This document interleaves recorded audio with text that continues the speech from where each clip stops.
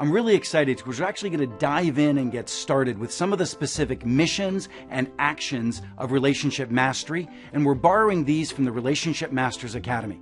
So what I want you to do is the first mission is I want you to begin to make relationships central to your life by aligning the what you want to achieve and the goals, and the who, which is actually the practice of relationship mastery. In your life, you need to begin to match what you want and the people that are important to achieving it. Now, for the second mission, I want you to realize that as we begin to manage more relationships in our life, we can't just manage everybody in the same way. Now, many of you might say, well, that doesn't feel right to prioritize one individual over another. But hey, you're doing it already.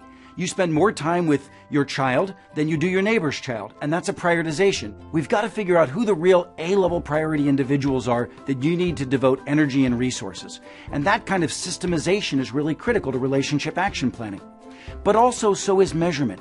The kind of measurement that helps you understand whether or not you're making progress and moving the relationship forward. Many people, as they begin to list the names of the individuals that are important in their lives to fulfill their dreams and goals, all of a sudden start looking at their list and realizing, gosh, I have a pretty weak relationship or a non-existent relationship with some of the most important people to me.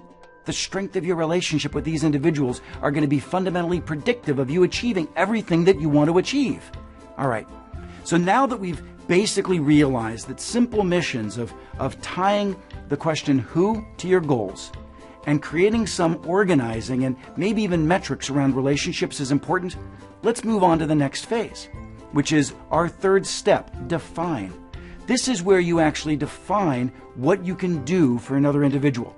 When you look into the eyes of somebody you want to build a better relationship with, you need to begin to ask yourself a question: how can I help them? Well, the simple mission I'd like you to engage in right now is do your homework. Understand what really makes that person tick so that before you show up, you actually know what they need, you know how you might help them, and as a result, you're able to define what you can do for their success. The way in which you do that is prepare. Listen, great relationship builders actually do their research on the person. Mediocre relationship builders do their research on a company or a business. No, do it on the person. As you're doing your research on an individual, what I want you to do is I want you to try to figure out if anywhere in that research you can find a way to care about the individual. What we find is that if we walk into a room, we've already figured out why we're going to like this person because of the research and what other people have told us, the likelihood that you're going to connect and build a relationship and they're going to like you is extraordinarily higher. Then when you're in the room, begin to practice those mindsets by letting your guard down and engaging in real conversation, not small talk, but deep talk. And then before you leave, make sure that there's at least one or two things that you're going to follow up on to be sure that you can be generous to that individual. Find things in the dialogue that you can do to make them more successful.